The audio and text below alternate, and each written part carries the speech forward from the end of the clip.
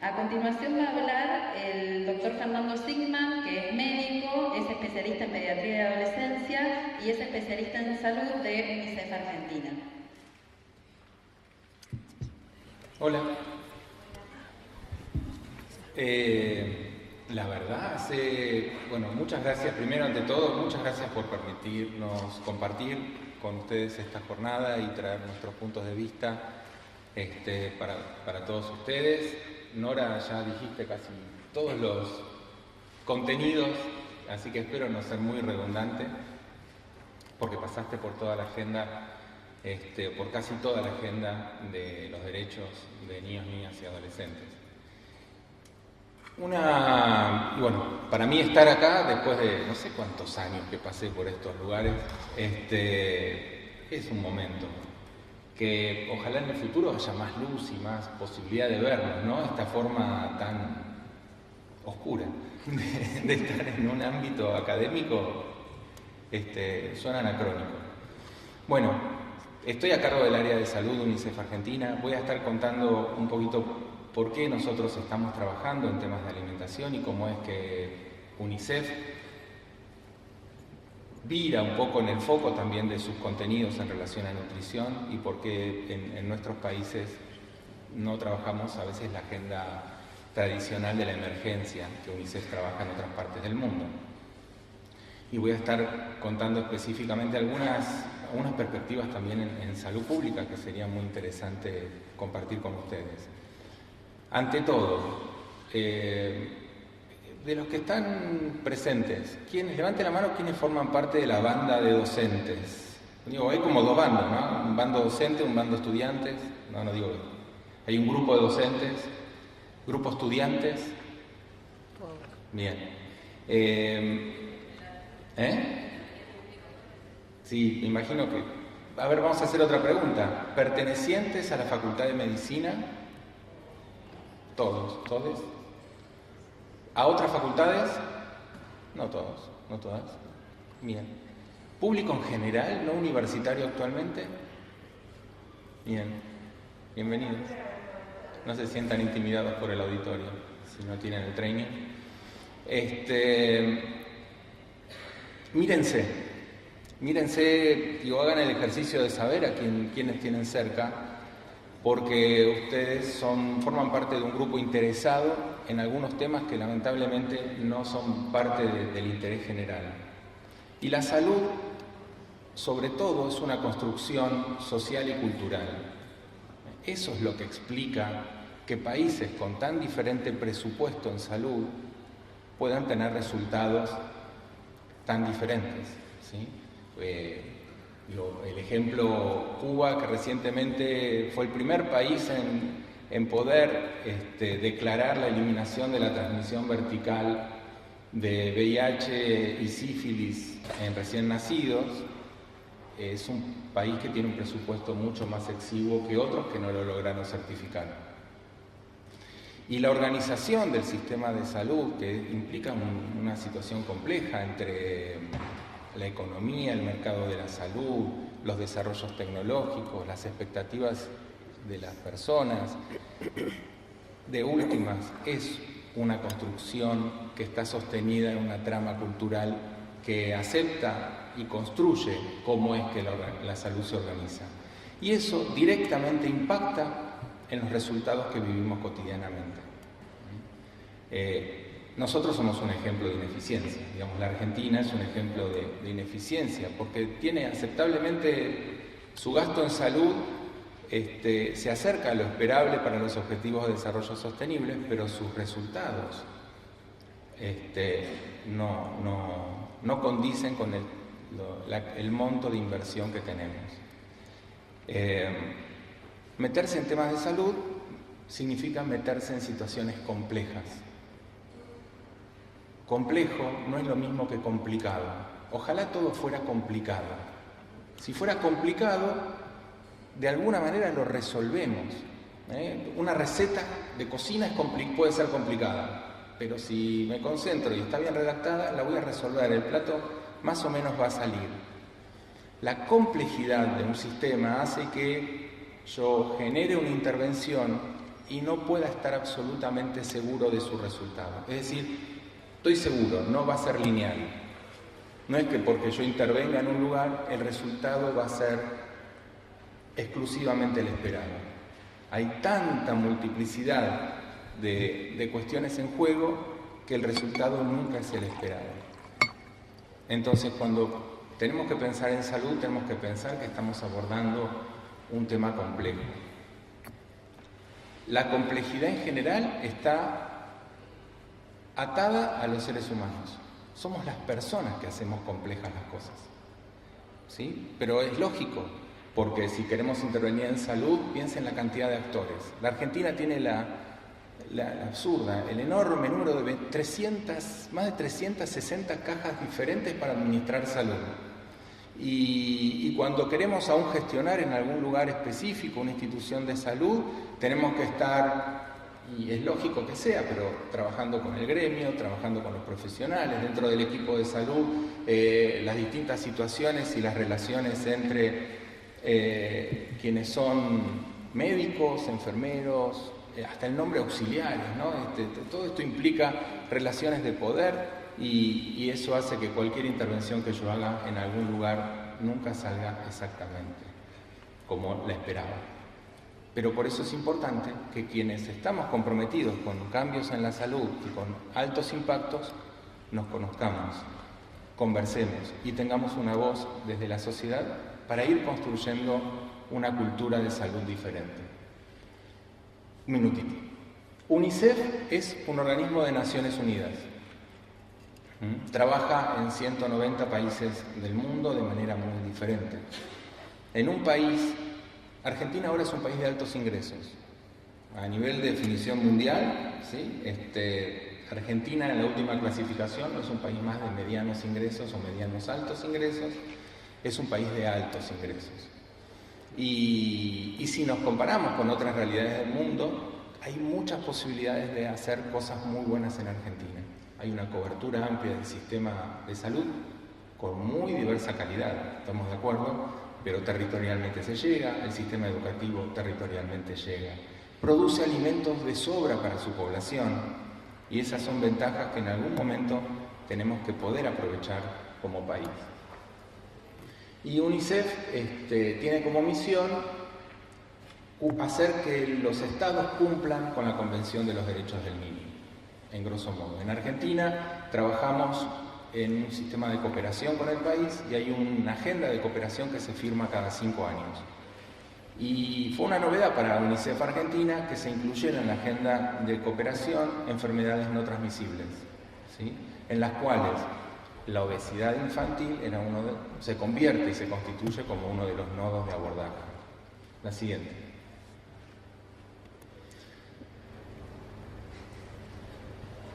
Vamos a estar hablando del derecho a la alimentación. Comentario. ¿Existe la mala alimentación? Tenemos que trabajar un poco más en nuestra semántica, no nuestras palabras, porque alimentación de por sí tendría que ser buena, es aquello que ingerimos para ayudarnos en nuestro crecimiento y desarrollo, pero existe la palabra malnutrición, existe la palabra mala alimentación, pero me parece como que hay algo de por sí en la alimentación que implica el desarrollo. Vamos a estar hablando un poquito de la perspectiva de derechos en niños, niñas y adolescentes en relación al derecho a la alimentación. La siguiente. El primer punto clave, estamos todos de acuerdo, la alimentación, y por eso hice esta aclaración, en un sentido positivo, de aporte al desarrollo, es un derecho.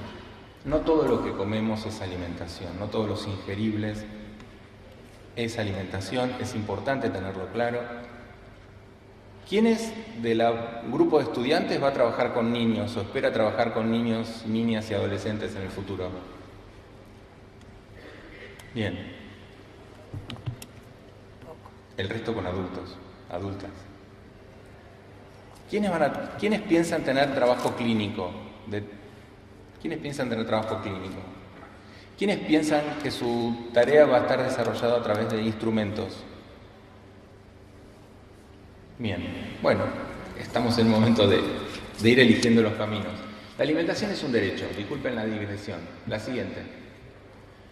La Convención sobre los Derechos del Niño dice, los Estados partes reconocen el derecho del niño, se redactó en otro momento, ¿sí? Niños, niñas. Cuando dice niño, niñas, niñas, adolescentes menores de 18 años para la Convención, al disfrute del más alto nivel posible de salud, implica que los Estados partes adoptarán las medidas apropiadas para combatir la malnutrición, ¿sí? No la desnutrición, la malnutrición, y mediante el suministro de alimentos nutritivos adecuados. La siguiente.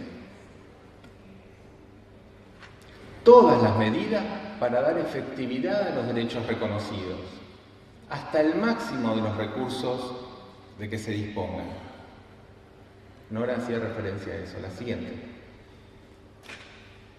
Hoy en día el derecho a la alimentación no está siendo garantizado. Hay una doble carga de malnutrición en la Argentina. Porque el principal problema en números absolutos viene siendo la obesidad. Ahora seguimos teniendo un 10, un 8% de desnutrición, que también sigue siendo un problema inadmisible. Hago otra aclaración en términos de salud pública, y esto de los países de medianos ingresos, altos ingresos. La Argentina, como muchos países, viene mejorando muchos de sus promedios. Ahora, los promedios en nuestros países mejoran a expensas de los que mejor están. Los grupos vulnerables siguen estando vulnerables, ¿sí? Y sus indicadores siguen siendo malos. Aclaro, mejora la mortalidad infantil en los que están mejor en la sociedad. En los que están peor, sus números no mejoran a la misma velocidad.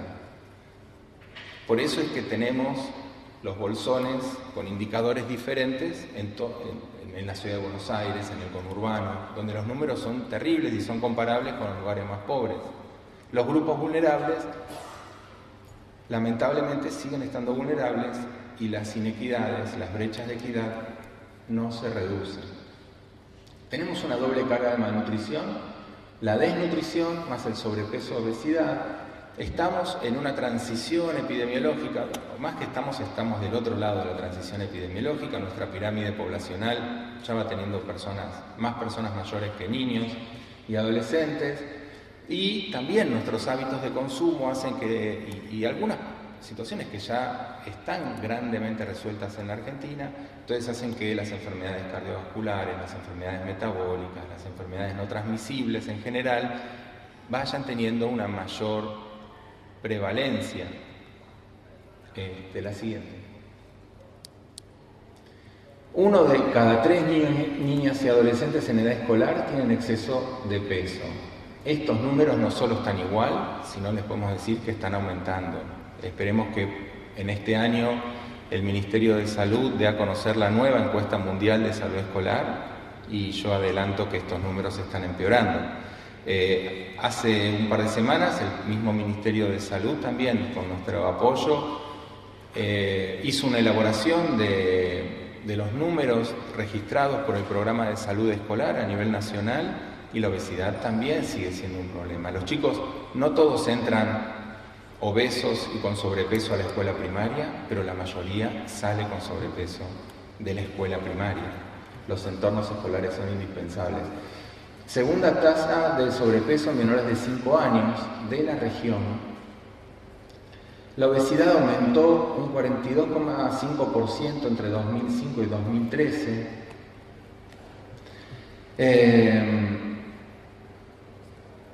La encuesta nacional de factores de riesgo, que también esperemos que pronto se repita en Argentina. La siguiente.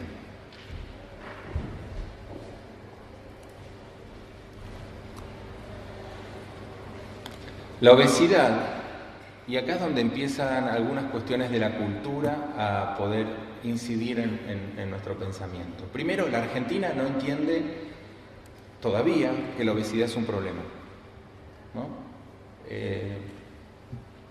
Pregunta, para los que están, yo supongo que ustedes son un grupo que sí la tienen, pero si les hablaban de problemas de nutrición en Argentina, ¿quiénes hubiesen dicho que el principal problema era la desnutrición? Gracias por levantar la mano. ¿Alguien más? Bien, gracias. Todavía la mayor parte de la población piensa que Y ser pobre te da un 31% más de chances de ser obeso que si no lo sos. Como en general sucede con las epidemias, las clases más ricas se sacan el problema de encima. Y en esta, que vendría a ser una primer epidemia del mercado, las clases más ricas pueden reorganizar su alimentación y no lo pueden hacer las clases más pobres, y el bombardeo comunicacional del mercado para sostener el negocio como está armado, porque implica cambios, modificar el negocio, se dirige a quienes son más vulnerables y tienen menos herramientas para poder elegir. Y hago otra aclaración porque mencionamos al mercado. No existe la posibilidad al día de hoy, que el mundo no tenga un mercado de la alimentación. Alimentar millones de personas a como está estructurado el mundo hoy implica que haya mercado, distintos tipos de mercado.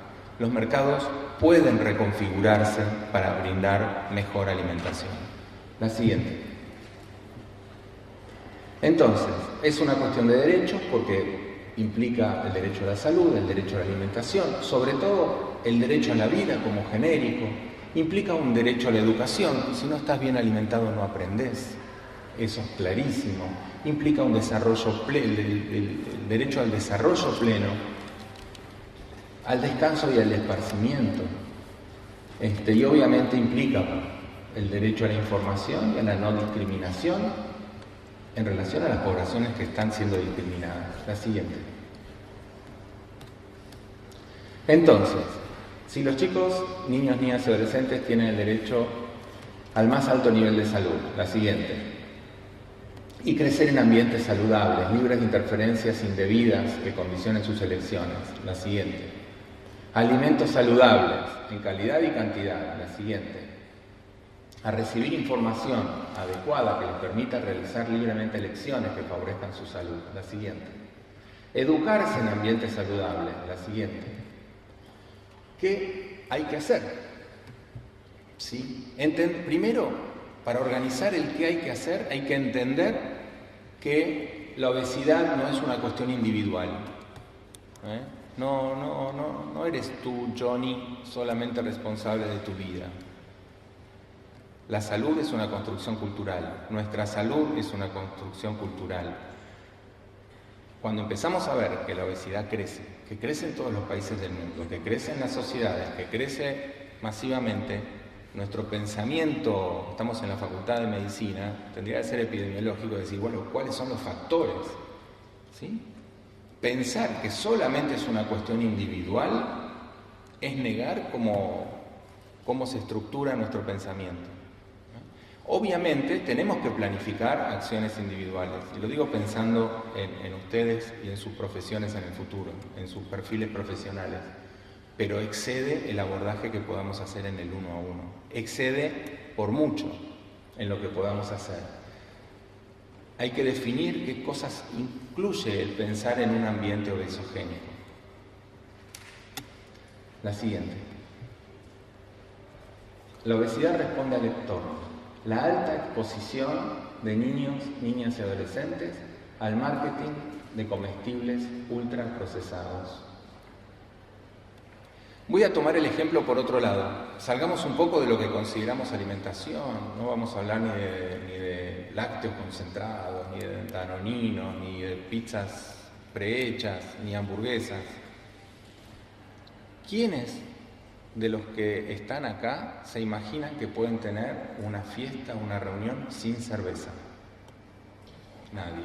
Bueno, son un grupo ideologizado de la sociedad, son la avanzada. Hoy en día casi nadie puede imaginarse una reunión sin alcohol, ni nosotros. Esa es otra pregunta. Esa es una construcción del mercado. No fue así siempre. Y lamentablemente también en Argentina somos como muy susceptibles al bombardeo del mercado. En los años 80, antes de los años 80 no había este consumo, se empezó en los años 80 una planificada campaña en la cual terminamos naturalizando que eso es natural. Naturalizar, entienden el concepto. Si yo pienso que algo es natural, es parte del paisaje, no me preocupo. Es natural que esté. No lo cambio. Pero no es natural, es una construcción. De hecho, Argentina triplicó su consumo de cerveza y otros países solamente lo duplicaron. Somos susceptibles al mercado, los argentinos particularmente. Esta naturalización, que así espero haber sido claro con el ejemplo, esta naturalización existe en los alimentos. Una gran, absoluta mayoría de nuestra población cree que poner una Coca-Cola en la mesa, una bebida endulzada artificialmente, honra y gratifica a sus hijos. Hablo porque siguen siendo las madres en nuestra sociedad quienes deciden qué es lo que se pone en la mesa. Estoy hablando de números absolutos. Hoy sabemos que las familias son monoparentales, hay de distintos tipos, no todos son parejas dentro del binarismo, de la concepción de la sexualidad, pero bueno, no permítanme que cuando hable de estas cosas diga madres, porque siguen siendo, como grupo de comunicación, las madres las que deciden qué se compra y qué no se compra. Los mecanismos por los cuales elegimos los alimentos, todos nosotros en un supermercado, tienen más que ver con los reflejos en la elección, colores, posiciones, ubicación, bombardeo comunicacional desde distintos lados, que de una decisión racional. Para todos, aún para los que de acá estamos más metidos en los temas de alimentación. Y esto es claro, y esto la mercadotecnia lo sabe hace muchísimo, pero la salud pública muy lentamente se mete con esto. Y sabemos que define cuestiones de salud pública. El gasto en salud que vamos a tener todos nosotros de acá en los próximos años por las enfermedades no transmisibles, no tengo el cálculo exacto, pero si nos preocupa la deuda externa, imagínense el gasto que el país va a tener que estar haciendo para tratarnos a nosotros dentro de 20, 30, 40 años. Gracias que tenemos un público muy joven, pero todo llega, queridos. La siguiente.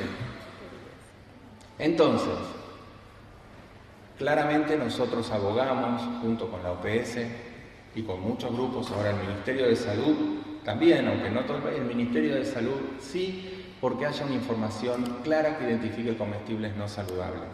El etiquetado frontal, como el modelo que tiene Chile, que acaba de incluir Perú y Uruguay, es claro y es una herramienta para competir con toda esa mercadotecnia. Es muy naif pensar que la mercadotecnia la vamos a combatir con un cartelito atrás, con una letra minúscula, en la cual nos expliquen composiciones cada 100 por porción, tenemos que estar pensando qué significa grasas trans, ¿sí?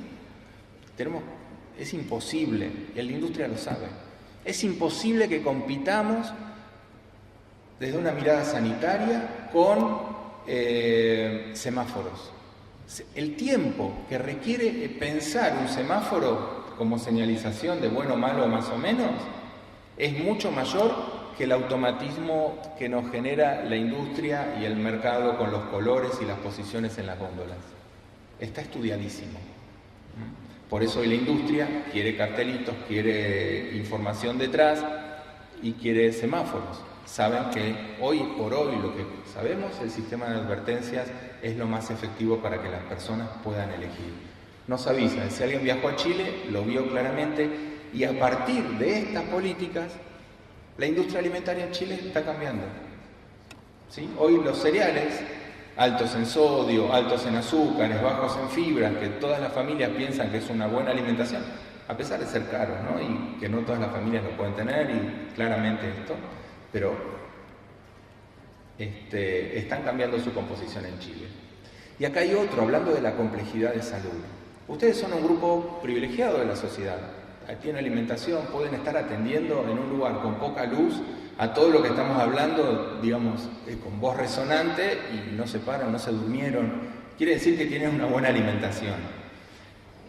También se produce una especie de aprendizaje social de qué consumir, como las modas, ¿sí? Las clases sociales más altas generan modas que después son tomadas por otros grupos más vulnerables. Entonces también ahí hay hay una responsabilidad de nosotros como grupos de jugarnos por ciertas concepciones que propendan a una salud pública y a una protección para todos. La siguiente. Bueno, nuestros entornos escolares hoy no son protectores. Una estrategia como el etiquetado permite articular acciones en el cual qué cosas pueden entrar a una escuela y qué cosas no, qué cosas pueden ser publicitadas para niños y niñas y qué cosas no. La siguiente. Bueno, estuvimos mucho hablando de esto. La siguiente. Nuestro objetivo es promover políticas públicas que protejan adecuadamente la infancia y fomenten la alimentación saludable. Creo que es más que claro. La siguiente. Y trabajamos a distintos niveles, a nivel del gobierno, a nivel de ONGs, ¿sí? Organismos no gubernamentales, sociedades científicas. Pero si queremos abordar esta complejidad, este tema, y desde su complejidad tenemos que abordar la percepción social, y ahí todos tenemos que trabajar para cambiarlo. El ejemplo, el danonino no salva la desnutrición de tu hijo, ¿sí? Quizás te calma ansiedad de que hiciste algo, pero no hiciste nada, al contrario. Tener la Coca-Cola en la mesa, la Coca-Cola, los jugos concentrados, cualquier cosa ultraprocesada en general. Tiene que haber información y datos para la población certeros que nos permitan salir a la sociedad y decir, mira, la campaña de la porción justa es una mentira, ¿tá? Porque es riquísimo un bonobón, pero si te dicen que un bonobón no te hace nada, pero después en el supermercado, frente a la vista, tenés la oferta de la caja, de 4 cajas de 20 bonobón cada uno al cuarto de precio, se te va la mano porque decís, bueno, en el próximo cumpleaños, pero después no es en el próximo cumpleaños, es todos los días. O la propaganda última de las gaseosas, bueno, nuestra empresa, el 50% de nuestros productos no tienen azúcar y estamos disminuyendo los envases. Por argentinos y por las crisis que pasamos, sabemos que reducir el envase es una estrategia de marketing para seguir consumiendo los mismos volúmenes.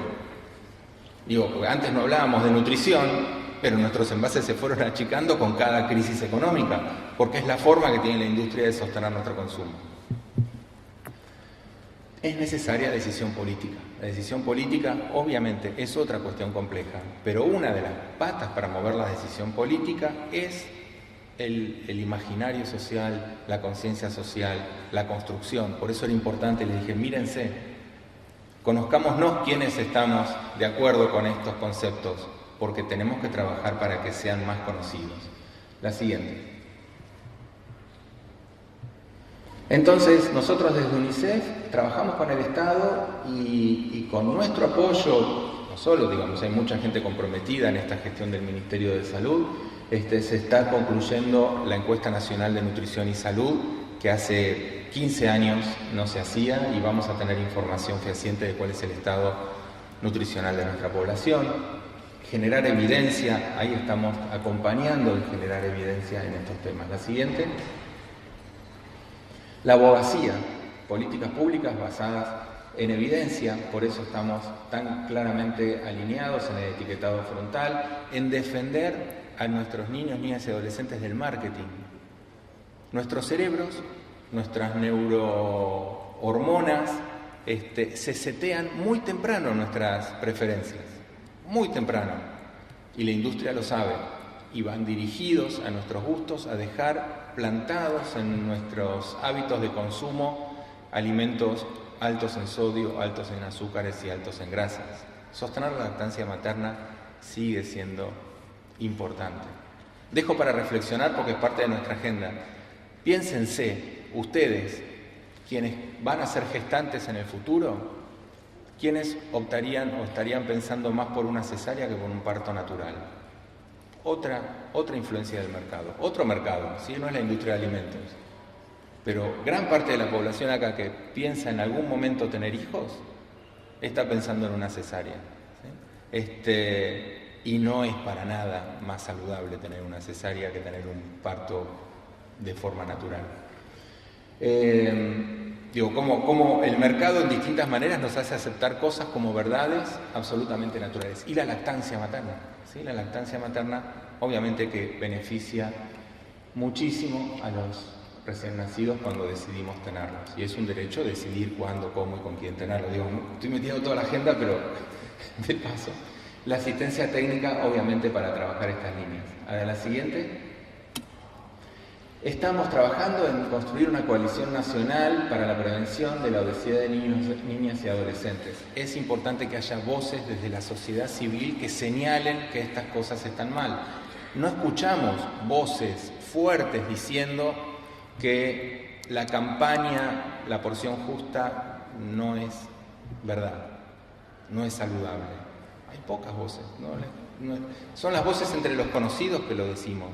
No hay asociaciones de consumidores que hoy estén saliendo a pedir un juicio porque eso es un atentado contra la salud pública.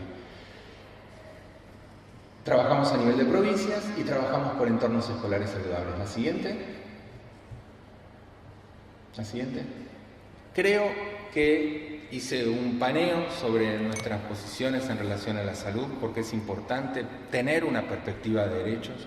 Si las situaciones de salud son complejas, y este es lo último, un minutito más de atención, pensemos las situaciones complejas como una ameba, ¿sí? Algo medio gelatinoso que se mueve. Si yo hago una intervención puntual, no logro ningún cambio.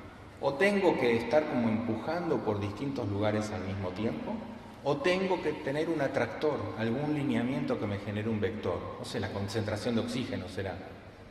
En este caso, la perspectiva de derechos es una forma, me parece, justa, equitativa, de organizar el abordaje de la complejidad. Y esta es la propuesta que quizás les estamos haciendo.